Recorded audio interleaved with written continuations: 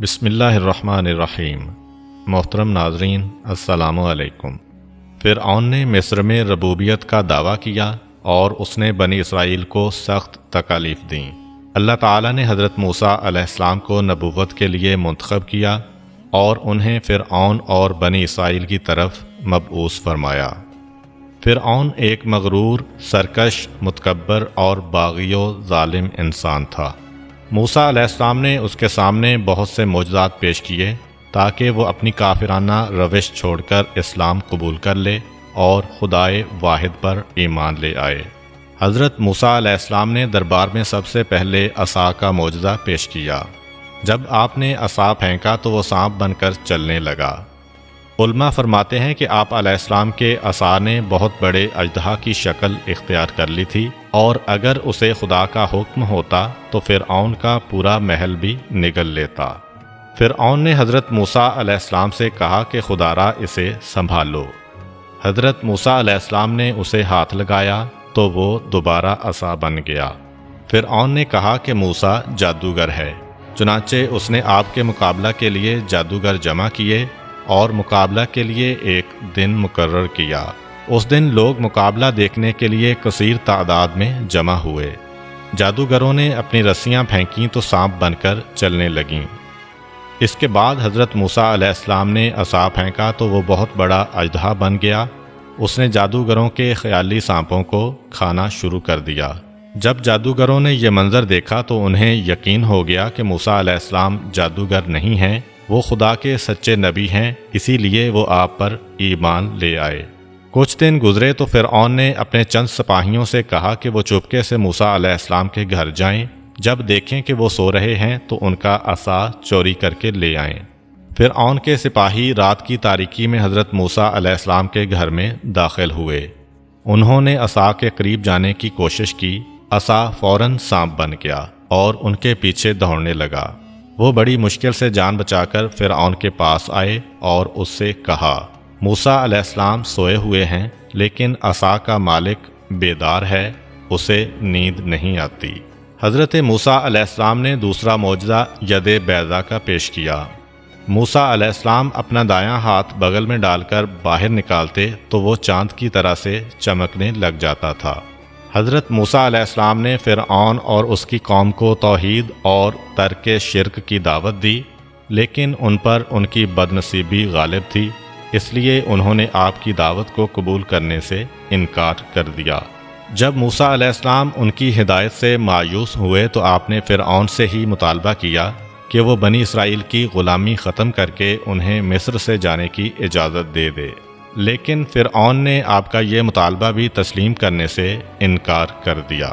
بنی اسرائیل کی آزادی میں فرعون کے وزیر حامان نے بھی روڑے اٹکائے اور کہا کہ ان کی آزادی فرعون اور اس کے خاندان کے لیے نقصان دہ ثابت ہوگی، لہٰذا انہیں آزاد نہیں کرنا چاہیے۔ حضرت موسیٰ علیہ السلام نے تیسرا معجزہ سیلاب کا پیش کیا۔ حضرت موسیٰ علیہ السلام نے دریائے نیل میں اپنا عصا رکھا تو دریا میں طغیانی آ گئی اور اتنا بڑا سیلاب آیا جس سے مصر کی تمام زراعت تباہ و برباد ہو گئی اور قوم فرعون اور اس کے سرداروں کے مکانات زمین بوس ہو گئے۔ سیلاب کی عجیب بات یہ تھی کہ بنی اسرائیل کی کچی آبادی کو کوئی نقصان نہ پہنچا۔ جب فرعون نے سیلاب کی تباہ کاریاں دیکھیں تو اس نے حضرت موسیٰ علیہ السلام کے پاس پیغام بھیجا کہ آپ سیلاب کی روک تھام کریں۔ جب سیلاب تھم جائے اور دریا معمول کے مطابق بہنے لگے تو میں بنی اسرائیل کو آزاد کر دوں گا، پھر وہ جانیں اور آپ جانیں۔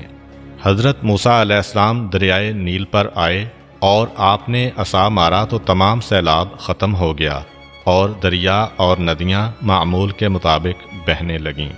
سیلاب کی تباہ کاریاں کم ہو گئیں اور حالات معمول پر آ گئے تو فرعون نے پھر بھی اپنے وعدہ کا لحاظ نہ کیا اور بنی اسرائیل کو آزاد کرنے سے انکار کر دیا۔ حضرت موسیٰ علیہ السلام نے اس کے بعد چوتھا معجزہ استعمال کیا۔ آپ نے اللہ سے دعا مانگی، خدا نے ٹڈی دل کو وہاں بھیج دیا جس نے ان کے لہلہاتے ہوئے کھیت چٹ کر دیے اور ان کے درختوں کے پتے ختم ہو گئے، لیکن اس بار بھی بنی اسرائیل کو کوئی نقصان نہ پہنچا۔ جب فرعون نے اپنی عاجزی محسوس کی تو اس نے پھر حضرت موسیٰ علیہ السلام سے مدد کی درخواست کی، اور اس نے کہا کہ اگر آپ نے ہمیں ٹڈی دل سے نجات دلائی تو ہم بنی اسرائیل کو آزاد کر دیں گے۔ حضرت موسیٰ علیہ السلام نے خدا سے عذاب ہٹانے کی درخواست کی تو اللہ تعالیٰ نے ٹڈی کا عذاب دور کر دیا۔ کچھ عرصہ بعد جب حالات معمول پر آئے تو حضرت موسیٰ علیہ السلام نے فرعون کو اس کا وعدہ یاد کرایا، لیکن اس نے وعدہ پورا کرنے سے انکار کر دیا اور بنی اسرائیل پر سختیاں جاری رکھیں۔ اس کے بعد حضرت موسیٰ علیہ السلام نے اپنا 5واں معجزہ استعمال کیا۔ آپ نے اللہ سے دعا مانگی کہ وہ قوم فرعون پر پھر عذاب نازل کرے۔ اللہ تعالیٰ نے فرعون پر جوؤں کا عذاب نازل کیا۔ فرعون اور اس کی قوم کے سرداروں کے کپڑوں میں بے تحاشا جوئیں گھس گئیں اور انہوں نے ان کو کاٹنا شروع کر دیا، جس سے ان کے دن رات کا سکون غارت ہو گیا اور ان کے اجسام چچک زدہ افراد کی طرح ہو گئے۔ انہیں نہ دن کو سکون ملتا تھا اور نہ رات کو آرام نصیب ہوتا تھا۔ جوؤں نے انہیں کاٹنے پر بس نہ کی بلکہ ان کی روٹی پانی میں بھی شامل ہو جاتی تھیں، جس کی وجہ سے ان کے لیے پانی پینا اور روٹی کھانا دشوار ہو گیا۔ آل فرعون کی طاقت جواب دے گئی۔ آخرکار فرعون کو مجبور ہو کر حضرت موسیٰ علیہ السلام کے پاس پیغام بھیجنا پڑا کہ آپ ہمیں جوؤں کے عذاب سے چھٹکارا دلا دیں، ہم بنی اسرائیل کو آزاد کر دیں گے۔ حضرت موسیٰ علیہ السلام کو ان کی حالت پر رحم آ گیا۔ آپ نے اللہ تعالیٰ سے دعا کی کہ وہ ان سے یہ عذاب ہٹا لے۔ اللہ تعالیٰ نے آپ کی دعا قبول فرمائی اور ان سے جوؤں کا عذاب دور کر دیا، لیکن اس بار بھی فرعون نے حسب معمول وعدہ خلافی کی اور بنی اسرائیل کو رہا کرنے سے انکار کر دیا۔ کچھ برس بعد حضرت موسیٰ علیہ السلام نے یہ محسوس کیا کہ فرعون اور اس کے درباری گمراہی میں ڈوبے ہوئے ہیں اور خدا کی دی ہوئی مہلت سے ناجائز فائدہ اٹھا رہے ہیں۔ آپ نے چاہا کہ انہیں غفلت سے بیدار کیا جائے، چنانچہ آپ نے اللہ کی بارگاہ میں بد دعا کی، خدایا اب ان پر کوئی اور عذاب نازل فرما۔ اس مرتبہ اللہ نے ان پر مینڈک مسلط کر دیے۔ اچانک کہیں سے مینڈکوں کی فوجیں آئیں اور انہوں نے فرعون اور آل فرعون کے گھروں کا رخ کیا، اور مینڈک پھدک پھدک کر ان کے کپڑوں اور روٹی پر چڑھ جاتے۔ وہ پانی پینے کا ارادہ کرتے تو مینڈک ان کے پانی پینے کے کوزوں میں جا پڑتے۔ سر سے مینڈک کو ہٹاتے تو بازو پر چڑھ جاتے۔ الغرض مینڈکوں نے ان کی زندگی اجیرن کر دی اور ان کا آرام و سکون غارت کر دیا۔ جب وہ اس مصیبت سے تنگ آ گئے تو انہوں نے موسیٰ علیہ السلام سے درخواست کی کہ آپ ہمیں اس مصیبت سے نجات دلائیں، ہم بنی اسرائیل کو رہا کر دیں گے۔ حضرت موسیٰ علیہ السلام نے اللہ سے درخواست کی کہ وہ اپنا عذاب ان سے ہٹا لے۔ اللہ نے ان کی دعا قبول فرمائی اور مینڈک گم ہو گئے۔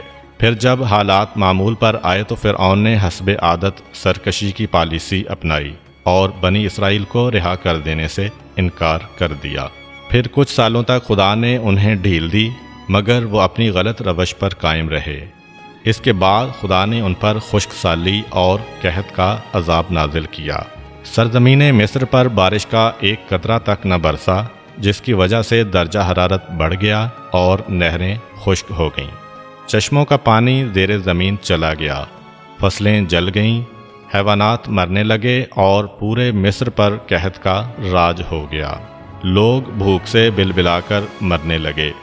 لوگوں کے گھروں میں جتنا ذخیرہ تھا سب کا سب ختم ہو گیا اور پورے ملک پر غربت و مفلسی، قحط، پیاس اور مرض کے منحوس سائے پھیل گئے۔ کچھ عرصہ تک یہ حالت قائم رہی۔ آخرکار فرعون نے حضرت موسیٰ علیہ السلام سے رابطہ کیا اور کہا کہ آپ خدا سے درخواست کریں کہ وہ ہمیں اس مصیبت سے نجات عطا کرے۔ اس دفعہ پکا وعدہ کرتا ہوں کہ بنی اسرائیل کو رہائی دے دوں گا۔ حضرت موسیٰ علیہ السلام کو ان کی حالت پر ترس آیا۔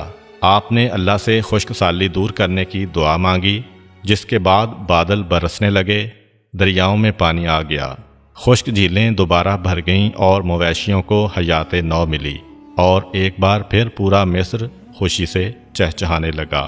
کئی برس تک یہ خوشحالی قائم رہی، لیکن فرعون نے اپنا وعدہ پھر بھی پورا نہ کیا۔ اس کے بعد اللہ نے ان پر یالہ باری کا عذاب نازل کیا۔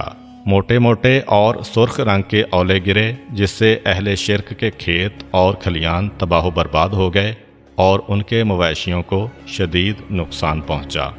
اس کے بعد فرعون نے پھر حضرت موسیٰ علیہ السلام سے کہا کہ آپ اس عذاب کو دور کریں تو میں بنی اسرائیل کو رہائی دے دوں گا۔ حضرت موسیٰ علیہ السلام نے پھر دعا مانگی تو ان سے عذاب ٹل گیا، لیکن فرعون نے پھر بھی وعدہ پورا نہ کیا۔ حضرت موسیٰ علیہ السلام کے اعلان نبوت کو 40 برس کا عرصہ گزر گیا۔ آپ فرعون و آل فرعون کی ہدایت سے مایوس ہو گئے۔ آپ نے اللہ سے درخواست کی اور کہا، خدایا، فرعون اور اس کی قوم دولت کی وجہ سے سرکش بن چکی ہے، اور اسی دولت کی وجہ سے وہ بنی اسرائیل کو اپنا غلام بنائے ہوئے ہیں اور انہیں ذلیل کر رہے ہیں۔ خدایا، ان کی دولت کو بے قیمت بنا دے اور اسے بے قدر کر دے۔ اللہ تعالیٰ نے حضرت موسیٰ علیہ السلام کی بد دعا کو قبول کیا اور ان کی سونے چاندی کی تمام دولت کو پتھروں میں تبدیل کر دیا، اور موسیٰ علیہ السلام سے فرمایا کہ تم بنی اسرائیل کو ساتھ لو اور رات کے وقت یہ ملک چھوڑ دو۔ مقررہ شب بنی اسرائیل گھروں سے نکلے اور دریائے نیل کے کنارے پر جمع ہوئے۔ اتنے میں فرعون کو پتہ چل گیا کہ بنی اسرائیل اپنی بستیاں خالی کر کے یہاں سے جا چکے ہیں۔ اس نے بنی اسرائیل کو پکڑنے کے لیے اپنا بھاری بھرکم لشکر تیار کیا۔ علماء تاریخ بیان کرتے ہیں کہ اس کے لشکر کے سپاہیوں کی تعداد 16 لاکھ افراد پر مشتمل تھی۔ لشکر کے آگے آگے وہ چلا اور باقی تمام لشکر اس کے پیچھے چل پڑا۔ جب بنی اسرائیل نے لشکر فرعون کو اپنی جانب بڑھتے ہوئے دیکھا تو وہ انتہائی پریشان ہو گئے اور رو رو کر موسیٰ علیہ السلام سے کہنے لگے کہ آپ کی وجہ سے ہم سب برباد ہوئے ہیں۔ آپ کے پیدا ہونے سے پہلے بھی ہم نے مصائب برداشت کیے، اور آپ کی وجہ سے ہم نے بعد میں بھی مصائب جھیلے ہیں۔ اب سامنے دریا ہے اور پیچھے فرعون کا لشکر ہے۔ اگر آگے بڑھیں تو ڈوب جائیں گے، پیچھے ہٹیں تو فرعون کا لشکر ہمیں کچل کر رکھ دے گا۔ حضرت موسیٰ علیہ السلام نے انہیں تسلی دی اور فرمایا، اللہ کا وعدہ برحق ہے، ہم اس پانی سے بخیریت گزر جائیں گے۔ جناب یوشع علیہ السلام، جو کہ بعد میں حضرت موسیٰ علیہ السلام کے جانشین بنے تھے، آگے بڑھے اور پانی کی سطح پر چلنے لگے، لیکن دوسرے افراد کو پانی پر چلنے کی جرت نہ ہوئی۔ ادھر فرعون کا لشکر بھی لمحہ لمحہ قریب ہو رہا تھا۔ اس وقت حضرت موسیٰ علیہ السلام نے بارگاہ احدیت میں عرض کیا، پروردگار، تجھے محمد و آل محمد کا واسطہ دے کر تجھ سے سوال کرتا ہوں کہ ہمارے لیے سمندر کو پھاڑ دے اور ہمیں نجات دے۔ اللہ تعالیٰ کا فرمان ہے، ہم نے موسیٰ کو وحی کی کہ دریا پر اپنا عصا مارو۔ حضرت موسیٰ علیہ السلام جھکے اور آپ نے اپنا عصا پانی پر مارا۔ پانی پھٹ گیا اور 12 راستے نمودار ہوئے جہاں سے بنی اسرائیل کے 12 قبائل کو گزرنا تھا۔ مگر بنی اسرائیل بھی بڑے ضدی تھے۔ انہوں نے حضرت موسیٰ علیہ السلام سے کہا، ہم اس گزرگاہ سے نہیں گزریں گے کیونکہ یہ ساری کیچڑ ہے اور ہمیں خطرہ ہے کہ کہیں ہم کیچڑ میں پھنس نہ جائیں۔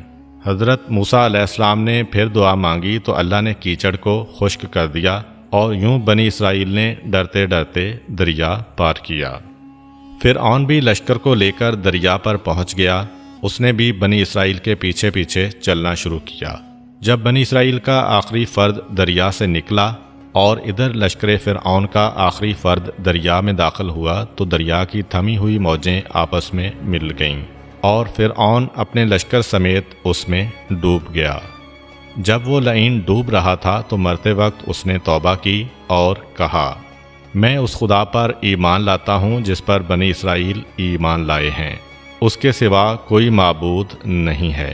جبریل امین علیہ السلام آئے اور کیچڑ اٹھا کر اس کے منہ پر ماری اور فرمایا، ہلاکت کے وقت ایمان لاتا ہے؟ خدا نے تو تجھے 40 برس تک مہلت دی تھی، لیکن ہر روز تیری سرکشی میں اضافہ ہوتا رہا، اور اب جب کہ تو نے اپنی آنکھوں سے دیکھ لیا ہے تو توبہ کرنے لگا، اب تیری توبہ بے سود ہے۔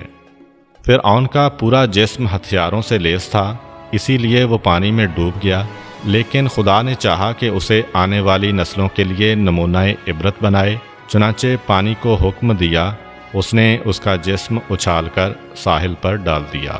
یہ فرعون اور اس کے خاندان کے لیے دنیاوی عذاب تھا۔ جبکہ ان کے لیے برزخ کا عذاب ناقابل تصور ہے۔ امید کرتا ہوں کہ آپ کو آج کی ویڈیو اچھی لگی ہوگی۔ اگر آپ کو ہماری ویڈیو اچھی لگی ہے تو ویڈیو کو لائک کریں اور مزید اس طرح کی ویڈیوز دیکھنے کے لیے ہمارا چینل سبسکرائب کر لیں۔ ملتے ہیں نیکسٹ ویڈیو میں، اجازت دیجیے، اللہ حافظ۔